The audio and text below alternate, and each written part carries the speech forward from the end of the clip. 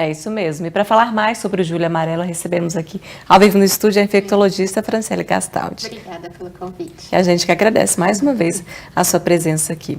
Números são altos das hepatites no Brasil, né, Franciele? Porque infelizmente, por mais que seja uma infecção, a hepatite B e C, elas são infecções crônicas.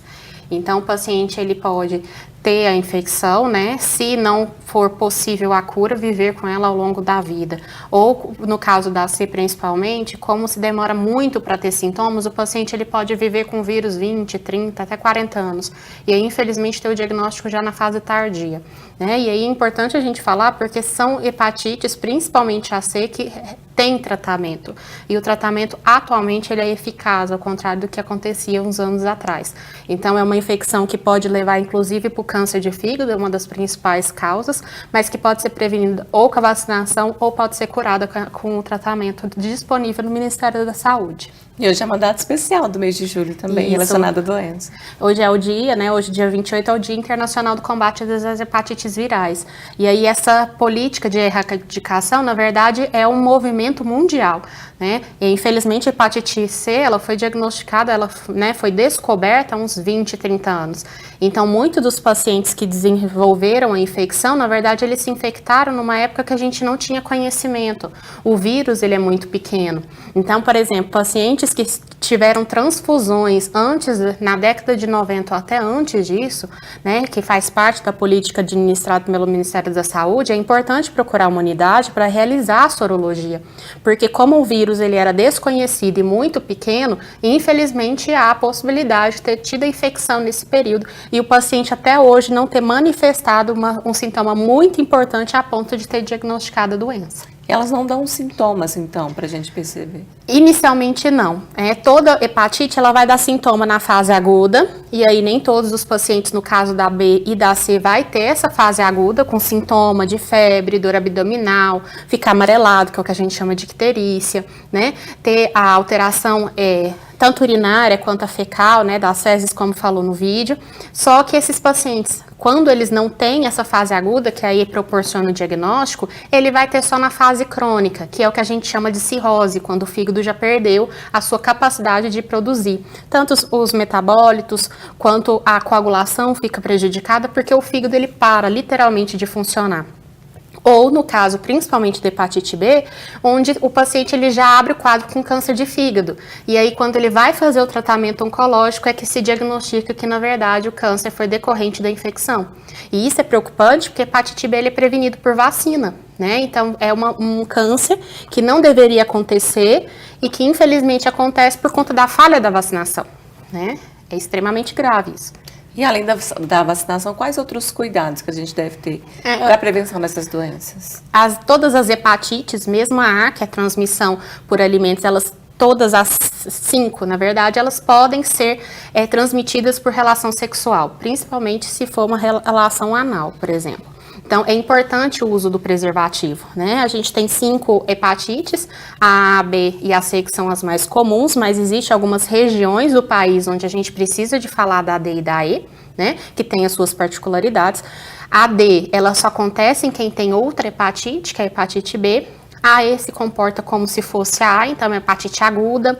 A E geralmente são hepatites graves, que pode inclusive levar o paciente a óbito, mas o que a gente tem mais de problema de saúde pública é a B e a C, né? E aí é importante, por exemplo, a gente, quando vai ir na manicure, levar os nossos próprios utensílios, porque o vírus, ele é traiçoeiro, ele fica numa região, mesmo que limpa, o vírus ele pode permanecer no ambiente, tá? E se você faz a cutícula, por exemplo, e o instrumento está contaminado, isso pode trazer infecção, tá? As transfusões, como eu falei, procedimentos onde não houve a esterilização correta, mas isso é extremamente raro hoje em dia, né?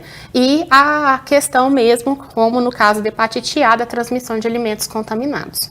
E a questão de tratamento, como que funciona? A hepatite B, nem todos os pacientes eles são candidatos ao tratamento, porque infelizmente o tratamento disponível, isso é mundialmente, tá? As medicações têm muitos efeitos colaterais. Então o paciente ele necessita de acompanhamento, mas não necessariamente com medicação. Tá? Se você tiver indicação do tratamento, o tratamento ele não é comprado, ele é disponibilizado pelo Ministério da Saúde. tá? Independente se é acompanhamento em qualquer que seja o local. Na hepatite C, hoje a gente já tem tratamentos eficazes que levam 95 a 97% da cura dos pacientes, independente de qual seja a hepatite C, né? Que é importante a gente falar que são 8 tipos. Então, o paciente, mesmo que tenha curado, ele tem risco de pegar novamente se ele se expor novamente, né? E aí, todos esses tipos, o tratamento é de forma gratuita e segura pelo Ministério da Saúde também. Ah, que bom.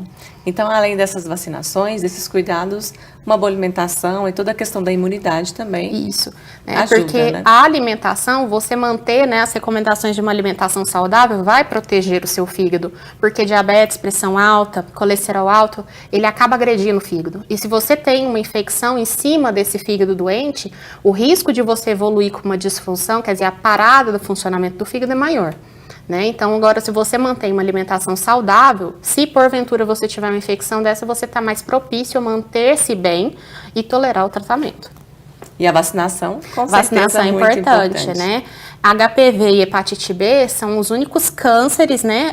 São as únicas vacinações, na verdade, que previnem câncer, né? A HPV, o câncer de pênis e de colo de útero, e a hepatite B, câncer de fígado, que infelizmente é devastador. A evolução é muito rápida, porque o fígado ele vai perdendo a funcionalidade de forma rápida. E tem idade para a doença? Não. Tem pacientes na hepatite B, o câncer ele pode aparecer a qualquer momento da infecção, é isso que é o perigoso. Então você está bem e pode já abrir o quadro da infecção com câncer. E na hepatite C você evolui primeiro para cirrose, para depois ter o risco de desenvolvimento do câncer. Então a hepatite B, dessa forma, ela é mais traiçoeira, porque acaba que é uma bomba relógio. Você não sabe quando ou se você vai ter o risco de desenvolver o quadro neoplásico. Mas hoje em dia, graças a Deus, as tecnologias estão aí, estão melhorando. Sim, né? O tratamento também. Então, acompanhamento regular consegue prevenir, né? Não só prevenir o risco do câncer, como também diagnosticar de forma precoce quando tem tratamento. E essa vacinação é desde criança também, A vacinação é desde Ou criança. manter o calendário ali em dia. Isso. E é importante você saber se a vacinação foi eficaz. Né? Infelizmente, 1 a cada 4, 5 pacientes que vacinaram para hepatite B pode ser que não tenha ganhado imunidade. Então, mesmo que você tenha o cartão vacinal completo, é importante você fazer a solicitação, por exemplo, no posto de saúde ou com o seu médico de referência, do anticorpo induzido pela vacinação. Porque às vezes você tem o cartão vacinal, você acha que está prevenido, mas na verdade você precisa de um reforço ou um esquema especial, que a gente chama. E tudo isso é feito em todas as unidades básicas de atendimento, em qualquer unidade de saúde consegue fazer esse atendimento com qualidade. É só levar o cartão de vacinação, é só levar o dar uma cartão, olhada. Isso, tá? Então, quem não tem as 3 doses, é importante a gente refazer a completude da vacinação, e quem já tem, é importante ter pelo menos uma vez na vida a quantidade de anticorpos que ela foi induzida, porque com o reforço você consegue garantir uma imunidade adequada e prevenir um câncer futuramente. E claro, aquele cuidado que você citou na manicure. Isso, levar os seus utensílios, alicate. Levar o seu próprio alicate, porque infelizmente a gente está falando de um vírus muito pequeno. Então, mesmo com todos os cuidados, há o risco sim de transmissão por conta desses utensílios. E às vezes não tem cura a doença. E às vezes não tem cura, infelizmente. Realmente. E manter todos os cuidados em dia, frequentar também os exames periódicos dos médicos, Isso. que eles também podem avaliar como está a situação da nossa saúde e podem diagnosticar precocemente também, né, Franciele? Isso, é importante a gente começar a pensar que essas sorologias, não estou falando de forma pejorativa não, mas deveriam fazer parte de todo o acompanhamento de todo o paciente, principalmente nesses, como a gente falou, que teve transfusões, que teve procedimentos há 20, 30 anos atrás. Às vezes você está com a infecção oportuna para tratar e ainda não tem o diagnóstico. Exatamente. Então, para a gente partir para o encerramento da nossa entrevista, aquele recado especial para quem está nos assistindo, um alerta também nessa data especial, nesse Julho Amarelo. Então, é muito importante que principalmente se você entrar nesses critérios que a gente falou, procura a unidade e faz a sua sorologia. A hepatite C, principalmente, é uma infecção que atualmente o tratamento é extremamente seguro e extremamente eficaz. E a gente está falando de uma prevenção extremamente importante, que é de um câncer, né? Que a gente sabe que tem todas aquelas alterações que estão por volta desse diagnóstico. Então, é muito importante isso. E a prevenção? A prevenção e a vacinação também. Com certeza, todos os cuidados, né? Muito obrigada pela participação. Parabéns pelo seu trabalho. Obrigada.